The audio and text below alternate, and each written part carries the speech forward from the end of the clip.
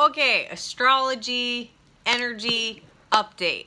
I want to talk about the new moon happening in Gemini, a little bit about the energy that we've been feeling, and then kind of what's to come this week. Yeah, so here we go. Okay, with the new moon happening in Gemini, that is the sun and the moon together in the sign of Gemini. So Gemini is all about seeing things from a new perspective, right? Gemini's interested in learning a little bit about everything, wanting to understand how somebody came to their own unique personal point of view. They kind of like to play the devil's advocate,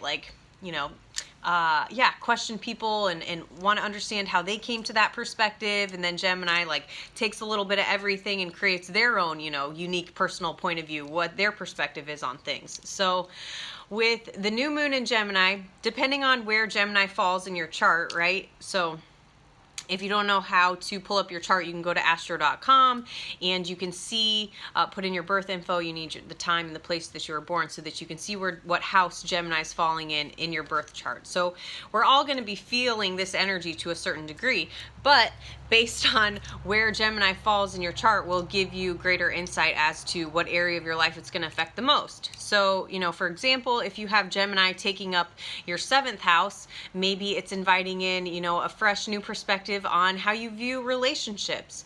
And we've got a whole bunch of Cancer energy. We've got Mercury moving into Cancer, Mars is in Cancer, a bunch of planets in Cancer, basically. And so I think that this new moon is really about being able to change the way that we see things, to change our perspective, especially in regards to our emotional responses to things. So the things that trigger us, or, these stories that we've been telling ourselves, like stuff that happened when we were younger, because that's what the Cancer energy rules, right? Cancer rules our childhood. It rules the home, the family. It rules your ancestors. So going back, back into past lives, maybe shit coming up this week that you're not even aware of. Like, did I even fucking deal with this in this lifetime, or is this from another lifetime? Like, where are these emotions coming from? So yeah, that's the Cancer energy. So with this new moon, allowing yourself to see things from a different perspective, to be able to change the way that you see something, which then changes the way that you feel about something. So again, depending on where Gemini falls in your chart, then it's going to affect a different area of your life. So back to, if it falls in your 7th house, maybe you're going to just become more aware, of your emotional responses and your triggers, and then how you project that outwards onto others in relationships, because it's falling into your 7th house, which represents relationships. So yeah, I would invite all of us to take some time in reflection, because that is the Cancer energy. So it's a new moon in Gemini, but there's a lot of stuff happening in Cancer, the Cancer Capricorn dynamic, which is about, being able to tend to your emotional internal world. So taking care of what's going on for you internally by giving yourself that time to sit in reflection, so maybe meditating upon waking, journaling, just checking in, like, how are you feeling internally? And then being able to kind of rewrite those stories that we can get so attached to, right? That could be the low expression of the Gemini energy, is that their mind just runs wild, because it is an air sign. They're very intellectual. They're very quick-witted, and can just have a lot of stuff going on for them in their mind. So to learn the right use of their mind is really the highest expression of it, because if they can learn the right use of their mind, if they can learn, to quiet their mind and allow themselves to be a clear channel, getting the conscious mind to step aside and just allowing source to flow through them, being so in touch with their subconscious, with their higher self, that they can just, they have the most beautiful way with words. They're so just eloquent in the way that they put words together. It's just, Gemini rules communication. So maybe allowing yourself to pause a little bit and to reflect on how you're communicating, how you're expressing yourself, trying to come from a place that is less emotionally charged, or projecting your shit onto other people, oh, you made me feel this way, or you triggered this within me, and then just spewing it back at other people. So just allowing yourself to pause, to breathe, to like, okay, I'm feeling this, within my body. Where is this coming from? Where can I trace this back to? I'm feeling an emotion. I'm feeling an emotional response.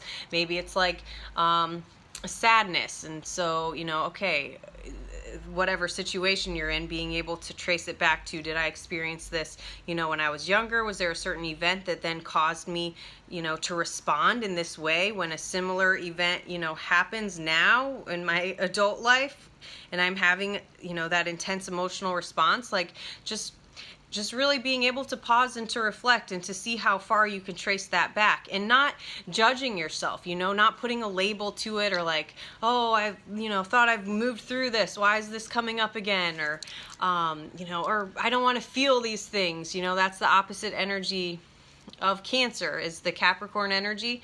So Capricorn, like I shared in my stories, Capricorn's all about like just working and getting shit done. It's pushing their feelings to the side, their emotions. It's like no time for that. Just into the outer world to produce, to be of service, to like be successful, to make money.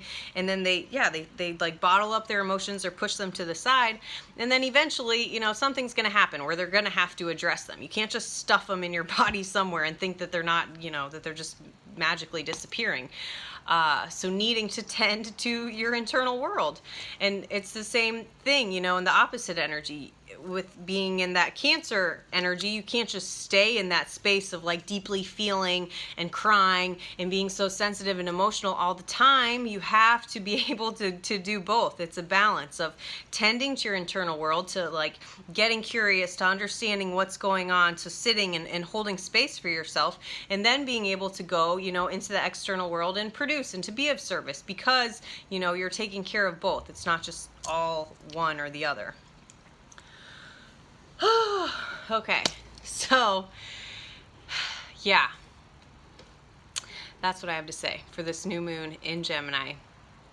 Yeah, just allowing yourself to have a new, like, fresh, playful, more lighthearted experience or perspective on things. So just noticing when these things come up and trying to keep it like light and playful, and I know it sounds easy to do, but when you're in the moment and you're so emotionally charged, it's really hard. So I would invite everybody, throughout this week and for the rest of the year and into next year, because it's all really just building up to the Saturn-Pluto conjunction that is happening in January of 2020. So just allowing yourself, when you feel a strong emotional response, to pause and to, maybe to go meditate for a few minutes, to just consciously breathe and to ask yourself, like, where is this coming from? Where can I trace this back to? Am I, is the way that I'm responding now serving me? Is my emotional response to things and the way that I'm communicating now, is that serving me? Or can I, maybe change my perspective on this? Could I see something from their perspective? Can I put myself in somebody else's shoes and understand where they're coming from? And then, just speak for myself, like, I'm feeling this. This is what's coming up within me. Not like you did this to me, or, projecting our shit onto other people. So, yeah. What else? Check out the chart here. I think that's about everything, really. Okay, well, I hope that this was helpful. Yeah, and I hope that whatever is coming up for you, whatever you're going through, that you have the courage and the vulnerability to just sit with it, to be with it, to hold space for yourself, to love and nurture yourself. Maybe you didn't receive, the type of nurturing that you would have liked when you were younger, and so that you can hold that space for yourself now, and you can trace these feelings back, and you can change, your perspective on things. You can change how you feel about things, because you've shifted your mind. You've maybe seen things from a new perspective, or seen things from somebody else's perspective, so you're not so like emotionally kind of controlled by these external situations. Okay. Yeah, I hope this was helpful. If you would like to book a reading with me, you can go to my site, cosmicguidance.online, and you can book through there. I do astrology readings, so I could share, where this new moon is affecting you and your chart, past life regressions if you want to dive deep into your unconscious. And Yeah. All right.